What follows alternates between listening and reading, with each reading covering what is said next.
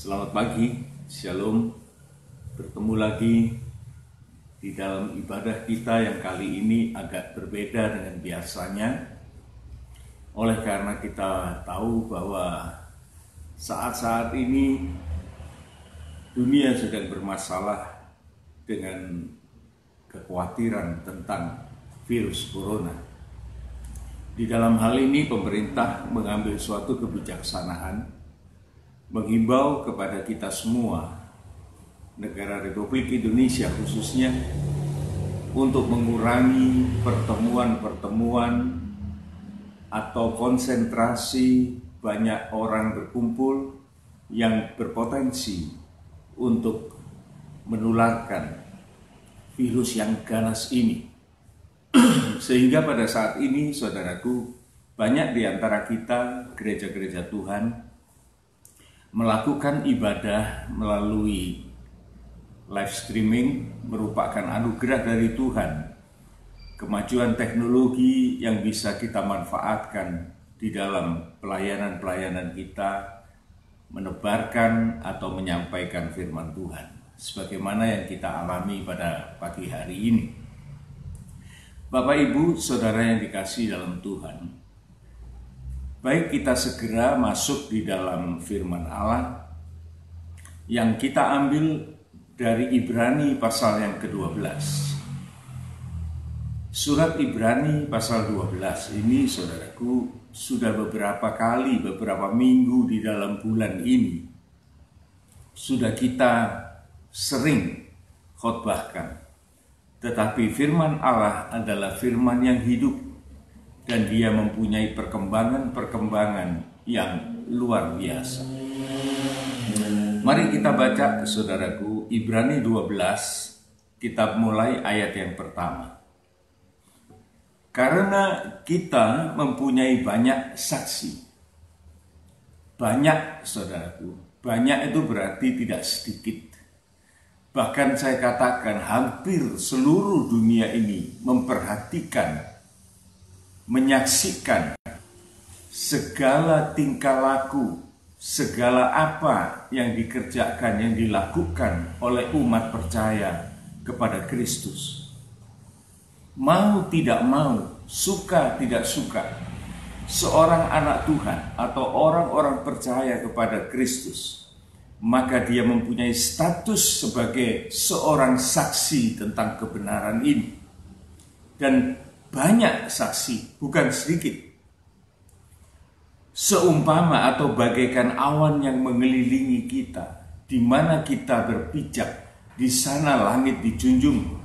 Dan jikalau kita melihat menengadah ke langit, maka di langit tidak terlepas adanya awan-awan yang merupakan saksi-saksi dari kehidupan kita semua. Kemudian firman Allah mengajak kita, marilah kita menanggalkan semua beban dan dosa yang begitu merintangi kita.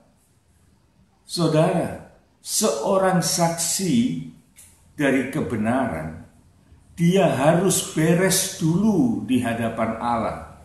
Dia harus selesai dengan dirinya untuk berdamai dengan Tuhan. Beban ini, saudaraku, merupakan suatu keinginan-keinginan kita yang betul-betul memberatkan gerak-gerak kita di dalam hal-hal yang rohani.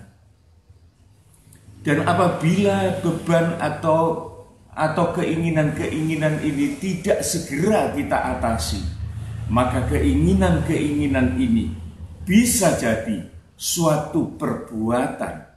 Dan perbuatan inilah yang diwujudkan di dalam bentuk dosa.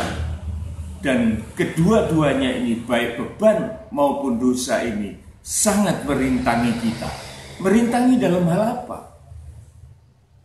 Firman Tuhan mengatakan, di dalam kehidupan saksi-saksi Tuhan ini ialah bahwa kita harus mempergunakan kesempatan ini, saudaraku, dengan sebaik-baiknya dan bersifat kita berlomba di dalam dunia ini. Kita berlomba dengan waktu. Kita berlomba dengan segala keadaan yang mau mengalahkan kita. Kita akan menggunakan kecepatan kita secara penuh untuk masuk di dalam perlombaan ini. Dikatakan dan berlomba dengan tekun dalam perlombaan yang diwajibkan bagi kita. Jadi perlombaan ini, saudaraku, bukan perlombaan yang kita anggap boleh ikut, baik, tidak ikut juga tidak apa-apa. Tidak bisa, saudaraku. Ini adalah konsekuensi dari orang percaya. Pertama, ia menjadi saksi tentang kebenaran Tuhan. Dan kita wajib untuk melepaskan segala permasalahan-permasalahan yang menghalangi langkah-langkah kita untuk kita masuk di dalam perlombaan. Dan perlombaan ini adalah perlombaan yang wajib. Saudara, mari kita lihat mengenai beban dan dosa ini, saudaraku. Kita lihat di dalam surat Yakobus pasal 1 ayat 12 sampai ke 15. Kita lihat di sana. Berbahagialah orang yang bertahan di dalam pencobaan, sebab apabila ia sudah tahan uji, ia akan menerima mahkota kehidupan yang dijanjikan Allah kepada barang siapa yang mengasihi Dia. Apabila seorang dicobai, beban ini, saudaraku, bisa datang sebagai pencobaan di dalam kehidupan kita. Apabila seorang dicobai, jangan ia berkata, pencobaan ini datang dari Allah. Sebagai orang Kristen, saudaraku, saya perlu menekankan hal ini. Tabu kalau kita mengatakan bahwa Allah itu mencobai manusia. Allah itu bukan Allah yang usil. Allah kita itu Allah yang penuh kepastian. Tetapi Tuhan memberitahukan kepada kita, pencobaan itu sejatinya datang dari manusia itu sendiri. Allah tidak pernah mencobai umatnya. Sebab Allah tidak dapat dicobai oleh yang jahat. Oleh karena Allah itu sendiri tidak suka dicobai dengan kejahatan, maka Allah itu sendiri juga tidak suka mencobai umatnya dengan suatu kejahatan. Ayat 14. Tetapi tiap-tiap orang dicobai oleh keinginannya sendiri. Keinginan, saudaraku, keinginan yang tidak baik, ini yang datang sebagai pencobaan atas kehidupan orang yang punya keinginan itu. Dicobai oleh keinginannya sendiri karena ia diseret dan dipikat olehnya.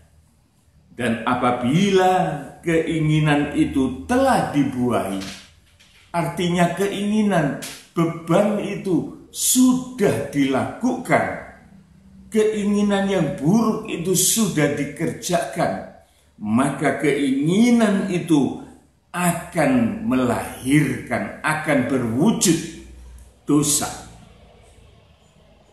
Ini sangat-sangat membahayakan kehidupan rohani kita, saudaraku. Kita tidak mungkin masuk di dalam perlombaan. Kita tidak mungkin akan menjadi saksi Tuhan yang benar, oleh karena kita belum beres di hadapan Tuhan. Oleh sebab itu, keinginan itu, saudaraku, dari awal itu harus kita atasi, harus kita ubah. Jangan kita menginginkan perkara-perkara yang buruk, yang bertentangan dengan kehendak Tuhan. Dan jikalau itu kita lanjutkan, maka keinginan itu bisa kita buahi tanpa kita sadari, dan ia akan melahirkan dosa. Dan apabila dosa itu tidak cepat diselesaikan, maka dosa itu menjadi matang Dan firman Tuhan mengatakan, ia akan melahirkan maut. Maut itu, saudaraku, berarti kita berpisah dengan Tuhan secara kekal.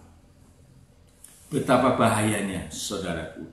Mulai dari keinginan, dan kemudian keinginan itu memuncak tanpa kita sadari. Dan kita lakukan, dan itu menjadi wujud dosa. Dan beban dosa itu akan merintangi kita di dalam kemajuan kerohanian kita. Saudara, sebagai seorang saksi, kita akan melihat, saudaraku, di dalam 1 Petrus 3, 1 Petrus ayat pasal yang ketiga, kita melihat seorang saksi, dia harus mempersiapkan dirinya sedemikian rupa. Dia harus memiliki suatu perjalanan hidup yang berkenan kepada Allah. Dan di dalam hati pikiran seorang saksi itu, dia bukan hanya mendengar, tetapi seorang saksi yang benar itu, saudaraku, adalah orang yang melihat, adalah orang yang merasa, adalah orang yang kontak secara langsung. Baru orang ini menjadi saksi yang sah. Seorang saksi itu harus mengalami, saudaraku. Seorang saksi itu tidak bisa mendengar dari orang lain. Tetapi seorang saksi yang kuat itu adalah orang yang pernah bertemu, pernah melihat, pernah merasakan, masuk di dalam suasana yang pernah dialami. Ini baru saksi yang kuat. Di dalam 1 Petrus 3, saudaraku, seorang saksi ini mempunyai satu keadaan yang sedemikian. Ayat 15 mengatakan, tetapi kuduskanlah Kristus di dalam hatimu sebagai Tuhan. Kristus sebagai Tuhan, sebagai pemilik kehidupan ini, saudara. Dan siap sedialah pada segala waktu.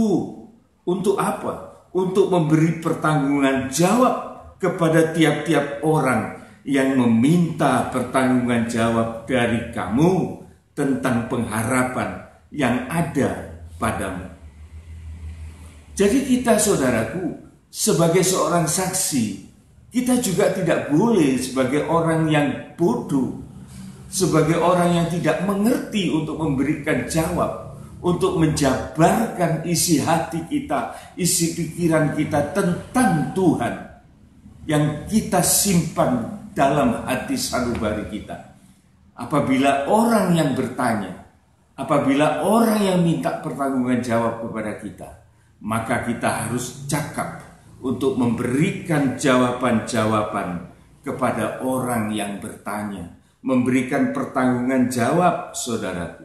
Tetapi di sini orang yang mempunyai hikmat, dia akan memberikan jawaban, bukan memberikan suatu permasalahan, saudara.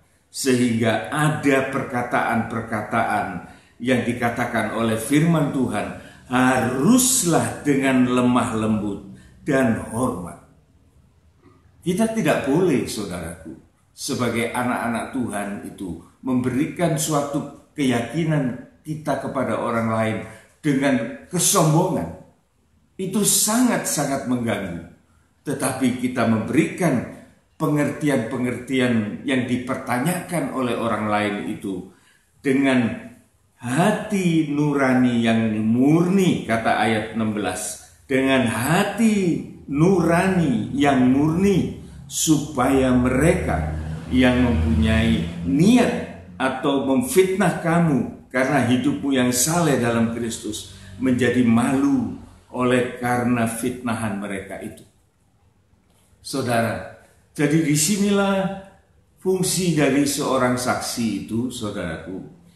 Dia pertama-tama harus hidup sesuai dengan firman Tuhan, Antara lain di dalam hati dan perjalanan hidupnya ada kebenaran, ada kekudusan, bahkan ada kasih yang akan bertumbuh di dalam hidup kerohanian itu.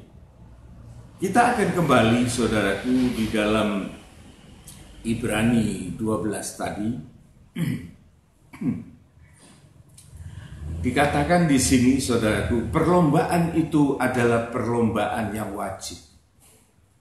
Pertanyaannya, saudaraku, perlombaan macam apa ini? Apa judul perlombaan ini? Perlombaan ini, saudaraku, harus kita ketahui. Jadi bukan perlombaan yang tidak ada juntrungnya, tetapi firman Allah memberikan penjelasan kepada kita tentang perlombaan wajib ini pada ayat yang kedua dari Ibrani 12. Marilah kita melakukannya dengan mata yang tertuju kepada Yesus. Tujuan utama kita, saudaraku, adalah untuk menjadi sama seperti Yesus. Ini bukan mustahil, saudaraku. Oleh karena jikalau ini kita lakukan dengan kemampuan, kekuatan kita, maka kita akan gagal. Tetapi Tuhan memberikan solusi, memberikan jalan kepada kita, supaya kita masuk di dalam perlombaan itu dengan suatu kondisi yang bagus, dengan berat badan yang ideal. Kalau kita ambil contoh sebagai seorang petanding atau pelomba, kita tidak lagi diribeti oleh beban-beban, tidak diribet lagi oleh dosa, tetapi kita ramping di dalam Tuhan. Maka kita masuk di dalam perlombaan itu, dan mata kita tertuju kepada Yesus sebagai maskot, sebagai sesuatu yang menjadi contoh bagi kita. Marilah kita melakukan dengan mata yang tertuju kepada Yesus. Siapa dia? Dia yang memimpin kita dalam iman dan membawa iman kita itu kepada kesempurnaan. Ini judul lomba itu, saudaraku. Lomba itu topiknya ialah iman menuju kesempurnaan. Kesempurnaan itu bisa kita ganti dengan kata kasih. Iman, pengharapan, dan kasih. Rasul Paulus mengatakan nanti pada akhirnya hanya tinggal 3 hal, yaitu iman, pengharapan, dan kasih. Maka yang terlebih besar di antara ketiganya adalah kasih. Mengapa, saudaraku? Mengapa bukan iman yang terbesar? Mengapa bukan pengharapan itu yang terbesar? Tetapi firman Tuhan mengatakan kasih itu yang terbesar. Kasih ini terbesar di dalam hal penggunaannya, saudaraku. Kalau tentang iman itu sangat besar, tetapi iman itu adalah urusan manusia itu sendiri dengan Tuhan. Tidak ada kait-mengkait dengan manusia yang lain. Tentang pengharapan atau kekudusan, itu pun urusan antara manusia itu dengan Allah, dan tidak ada keterkaitan dengan orang-orang lain. Kita tidak bisa menularkan kekudusan kita, pengharapan kita kepada orang lain. Oleh karena itu semua datangnya dari Allah. Kita hanya menyaksikan. Iman kita pun, kita tidak bisa memberikan kebenaran kepada orang lain. Oleh karena kebenaran itu juga datang dari Allah. Tetapi kasih, maka kasih itulah yang mampu berinteraksi antara manusia yang satu dengan manusia yang lain. Antara suami dengan istri, istri dengan suami, antara orang tua dengan anak, anak orang tua, antara gembala sidang jemaat, penatua dengan jemaat, dan timbal balik secara luas. Maka kasih itu bisa kita ekspresikan, bisa kita berikan bisa kita terima. Sehingga firman Tuhan mengatakan, kasih itu yang terbesar. Di sini saudara, kita berlomba bukan untuk hal-hal yang hanya untuk diri kita pribadi. Tetapi perlombaan kita ini saudaraku, menuju suatu perlombaan rohani yang bisa bermanfaat bagi orang lain. Yang bisa bermanfaat bagi sesama. Mengasihi sesama, saudaraku. Dan kita memperoleh contoh dari Tuhan Yesus yang mengatakan dalam ayat 2, saya ulangi, Ibrani 12 ayat yang kedua saya ulangi. Marilah kita melakukannya dengan mata yang tertuju kepada Yesus, yang memimpin kita dalam iman dan yang membawa iman itu kepada kesempurnaan, yang dengan mengabaikan kehinaan. Ini contoh dari Yesus yang membawa iman itu kepada kesempurnaan kasih itu. Mengabaikan kehinaan, tekun memikul salib, ganti sukacita yang disediakan bagi Dia yang sekarang duduk di sebelah kanan takhta Allah. Saudara, ini adalah yang dicontohkan oleh Yesus. Tidak mudah, saudaraku, untuk menjadi saksi. Tidak mudah untuk kita masuk di dalam perlombaan yang diwajibkan. Tetapi ada Yesus di dalam kehidupan kita. Maka keberhasilan itu harus kita gapai, harus kita raih, harus menjadi pengalaman kehidupan kita. Mari saudaraku, saya akan melanjutkan penjelasan-penjelasan ini di dalam ayat-ayat firman Tuhan berikutnya. Kita akan melihat di dalam 2 Petrus 1. Ayat-ayat di dalam 2 Petrus 1 ini saudaraku sangat terkenal. Yang ada kaitannya, ada pengajaran di dalamnya. Bagaimana iman itu sampai menjadi kenyataan, kesempurnaan di dalam kasih kita kepada Tuhan dan kepada sesama. Kita lihat 2 Petrus 1 ayat yang kelima. Inilah saudaraku perjuangan kita untuk kita masuk di dalam perlombaan itu. Ayat yang kelima. Justru karena itu, kamu harus dengan sungguh-sungguh berusaha. Kata-kata sungguh-sungguh berusaha, saudaraku, ini mempunyai persamaan dengan orang yang berada di dalam perlombaan, saudaraku. Di dalam suatu perlombaan itu, tidak ada orang itu tidak serius. Tetapi orang itu harus punya keseriusan yang tinggi. Punya sungguh-sungguh. Ada usaha. Ada suatu kehendak. Ada suatu perbuatan yang nyata. Sungguh-sungguh berusaha untuk menambahkan kepada imanmu dengan kebajikan. Apa sih kebajikan ini, saudaraku? Apakah kita ini berbuat bajik kepada orang-orang sekitar kita? Itu harus. Tetapi yang lebih penting, saudara, sebelum kebajikan ini kita berikan kepada pihak lain, maka kebajikan ini pertama harus ada di dalam kehidupan kita secara pribadi. Kebajikan pertama, saudaraku, ialah kita bertobat. Iman itu punya kuasa, punya kemampuan untuk mengusir segala dosa yang bercokol di dalam kehidupan kita.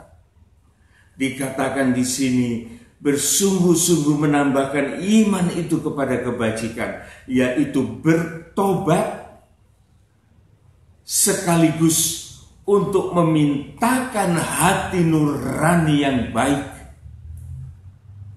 Sebagai orang Kristen, saudaraku, kita akan melewati pertobatan, kita akan dibaptiskan untuk kita mohonkan hati nurani yang baik di hadapan Tuhan.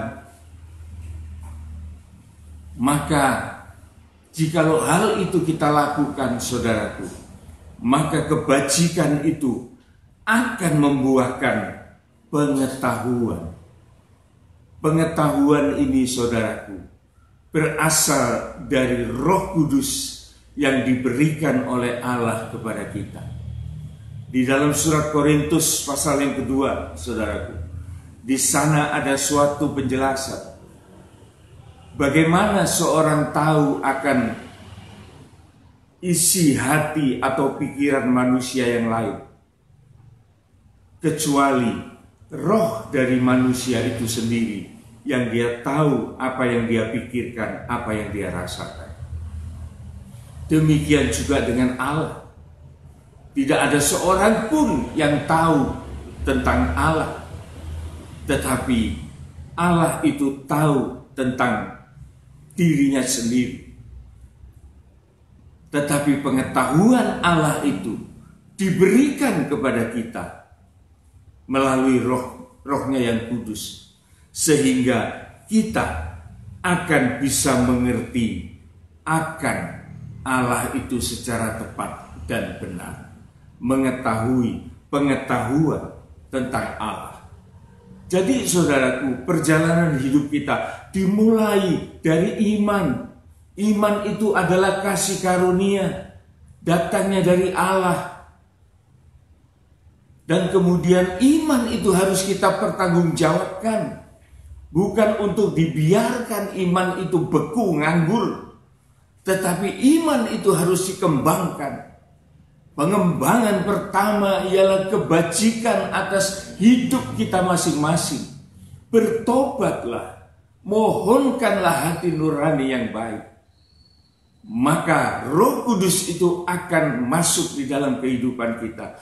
Kita akan mengenal tentang Tuhan dengan tepat dan benar.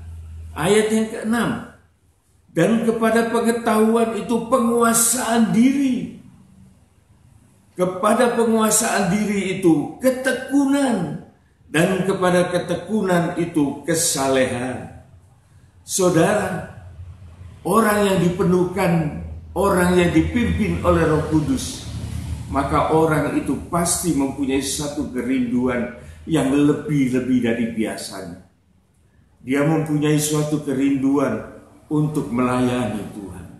Itu ciri-ciri yang khas, saudaraku. Itu ciri yang mutlak bagi setiap orang yang dipenuhkan atau dipimpin oleh Roh Kudus. Maka ciri yang mutlak itu adalah orang itu punya kerinduan yang menggebu-gebu untuk melayani Tuhan. Tetapi saudaraku, di dalam melayani Tuhan, Tuhan itu tahu bahwa setiap pelayan-pelayan Tuhan itu pertama-tama dia harus punya kemampuan di dalam penguasaan dirinya. Apabila itu tidak dimiliki oleh seorang pelayan Tuhan, maka sungguh itu sangat memalukan. Oleh karena itu Tuhan memberikan janji dan bukti kepada kita bahwa kita akan diberikan kemampuan penguasaan diri kita di dalam mengambil bagian pelayanan Tuhan. Dan kemudian ada ketekunan. Itu ciri khas, saudaraku.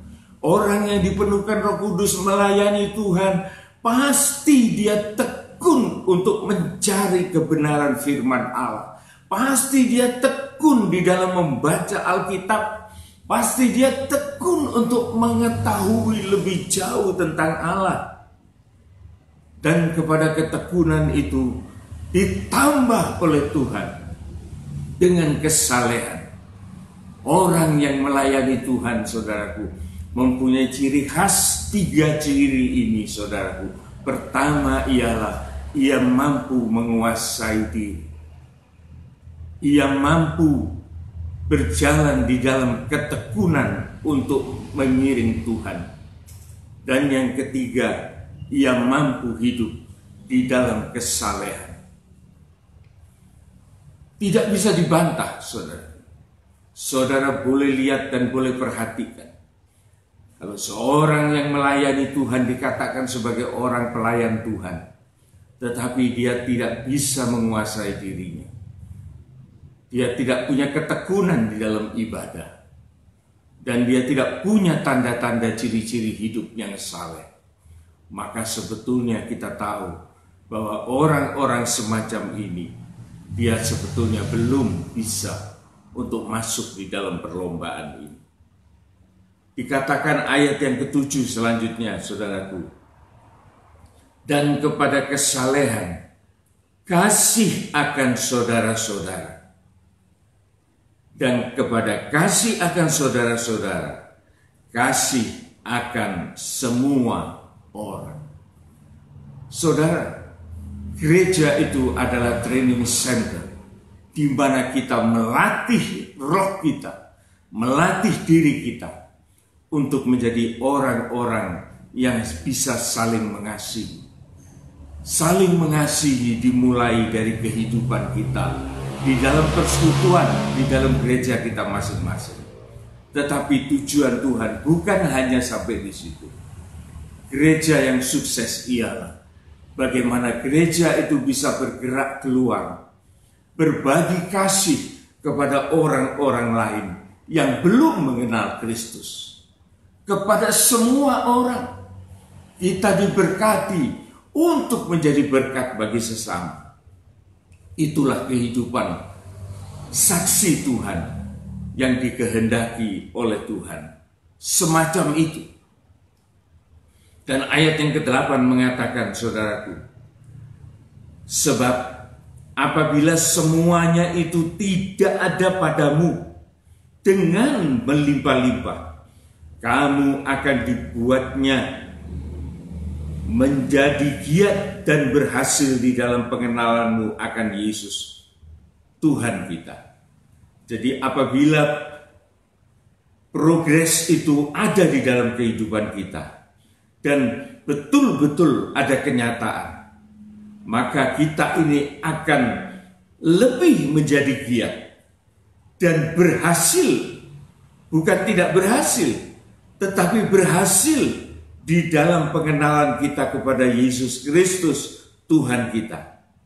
Ayat yang ke-9, tetapi barang siapa yang tidak memiliki semuanya itu, ia menjadi buta dan picik, karena ia lupa bahwa dosa-dosanya yang dahulu telah dihapuskan.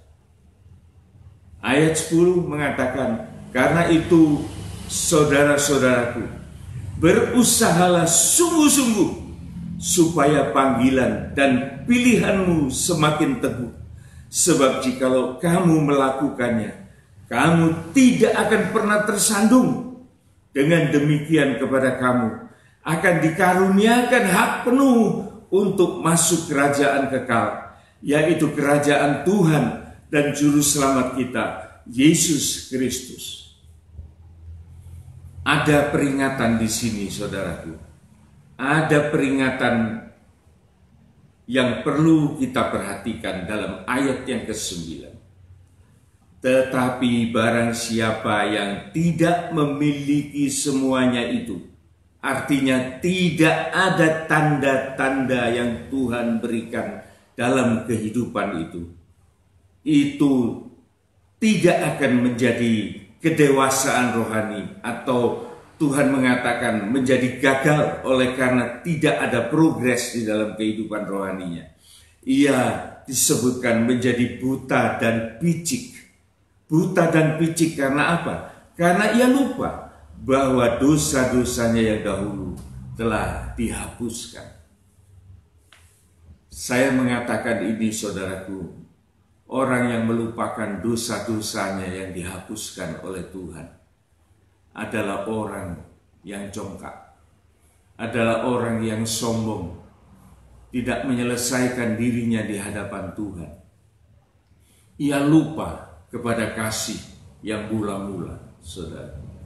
Kasih mula-mula itu adalah bagaimana Tuhan itu telah mengampuni kita dan dia telah rela berkorban bagi kita. Padahal di dalam Ibrani tadi Tuhan mengatakan pandang kepada Yesus dengan memikul salibnya. Dalam artian ia rela menanggung dosa kita. Dan kita diperkenankan untuk masuk di dalam perlombaan. Tetapi sementara kita mendapat kesempatan, kita tidak menghargai korban Kristus. Dan kita melupakan segala kebaikan Tuhan. Dan kita macet di tengah jalan. Iman kita tidak bertumbuh, saudara. Dan kita tidak pernah berhasil untuk masuk di dalam finish perlombaan itu. Tuhan memperingatkan hal ini, saudaraku. Di dalam surat Wahyu, pasal yang kedua, kepada jemaat Efesus. Ini sebuah jemaat yang sebetulnya cukup terpandang. Penulis Wahyu ini juga menceritakan tentang jemaat Efesus ini. Kita baca di dalam ayat yang pertama, Wahyu pasal yang kedua. Tuliskan kepada malaikat jemaat Efesus, inilah firman dari Dia yang memegang ketujuh bintang itu di tangan kanannya dan berjalan di antara ketujuh kaki dian emas itu. Aku tahu segala pekerjaan, baik jerih lelah payahmu maupun ketekunanmu.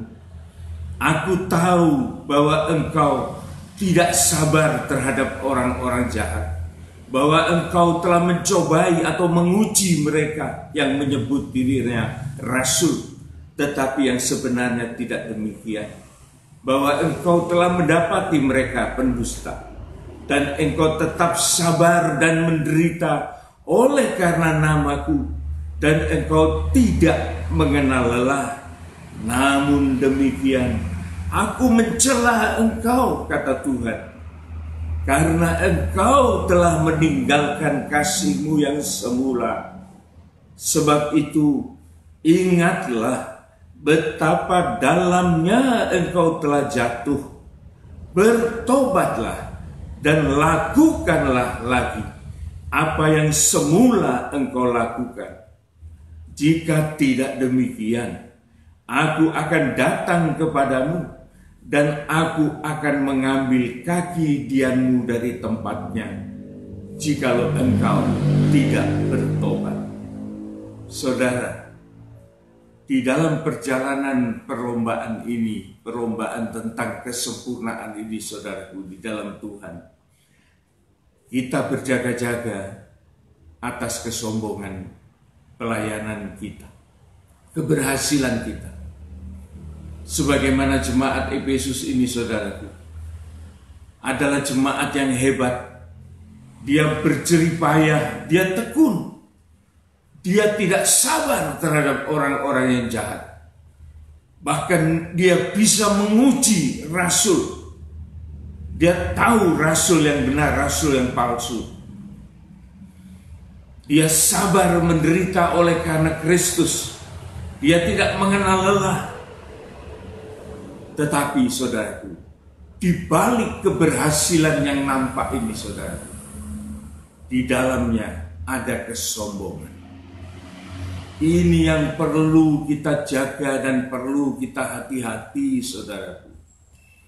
Kelihatan pelayanan kita hebat, kita sebagai saksi hebat, penampakan hebat, tetapi justru di dalamnya ada kesombongan. Bahwa kita tidak lagi mengenal atau mengakui bahwa kita bisa melakukan segala sesuatu oleh karena korban Kristus di atas Golgota. Maka segala apa yang kita lakukan itu tidak menjadi dikenan oleh Tuhan. Bahkan Tuhan mengatakan, aku mencela engkau karena engkau telah menanggalkan atau meninggalkan kasih-Mu yang semula. Tuhan tidak menghilangkan kita. Tuhan tidak mencoret kita. Tetapi Tuhan memperingatkan kepada kita. Sebab itu ingatlah Tuhan itu kasih sayangnya luar biasa, saudaraku. Dia tidak mudah untuk mencoret orang, membuang orang. Tidak. Tetapi dia mau memperingatkan. Ingatlah betapa dalamnya engkau telah jatuh. Bertobatlah. Diminta lagi kita untuk mengulangi pertobatan itu. Dan lakukan lagi apa yang semula engkau lakukan. Jika tidak demikian, nah, kalau kita tidak mau, aku akan datang kepadamu dan aku akan mengambil kaki Dianmu dari tempatnya jikalau engkau tidak bertobat. Kaki Dian ini, saudaraku, adalah lambang bersinarnya, adalah lambang kesaksian dari anak-anak Tuhan. Adalah lambang dari gereja Tuhan, adalah lambang dari pelayanan. Jikalau pelita ini, saudaraku, kaki Dian ini sudah diambil dari tempatnya, maka kehidupan kita menjadi kehidupan yang gelap, dan kita tidak lagi mempunyai modal untuk kita bisa berdiri menjadi saksi Tuhan yang benar. Maka perjalanan kita tidak akan berhasil dan kita akan kecewa, bukan oleh karena Tuhan mengecewakan kita, tetapi kita kecewa oleh karena kita tidak mendengar peringatan Tuhan tentang kesombongan kita yang tidak lagi menghargai tentang salib Kristus. Inilah, saudaraku, yang bisa kita sharingkan pada pagi hari ini kepada siapapun kita yang sedang mendengarkan di rumah masing-masing, dan biarlah firman Tuhan ini menjadi berkat bagi kita. Jadi ingat, saudaraku, sebagai konklusi bahwa Tuhan itu memberi kesempatan kepada kita untuk menjadi saksi Tuhan, kebenaran Tuhan. Dan di dalam kesaksian dan kehidupan sebagai saksi, Tuhan memberikan solusi untuk kita bisa melepaskan dosa, keinginan kita, dan Tuhan akan bersedia menolong itu untuk kita berhasil masuk di dalam perlombaan. Dan kita melihat Yesus, dan topik perlombaan kita ialah kedewasaan rohani kita. Kita berburu dengan waktu, dari iman, pengharapan, sampai kepada kasih atau kesempurnaan. Dan ini terbuka jalan bagi kita. Rasul Petrus memberikan suatu planning yang sedemikian jelasnya bagi kita, supaya kita masuk di dalam kesempurnaan itu. Tetapi Rasul Petrus juga memberikan peringatan melalui firman Tuhan, bahwa kesombongan itu yang membuat anak-anak Tuhan gagal di dalam melakukan perlombaan itu. Tetapi percayalah, saudaraku, bahwa Tuhan itu bukan Tuhan yang begitu kejam, Tuhan yang begitu memutuskan hubungan dengan manusia, tidak.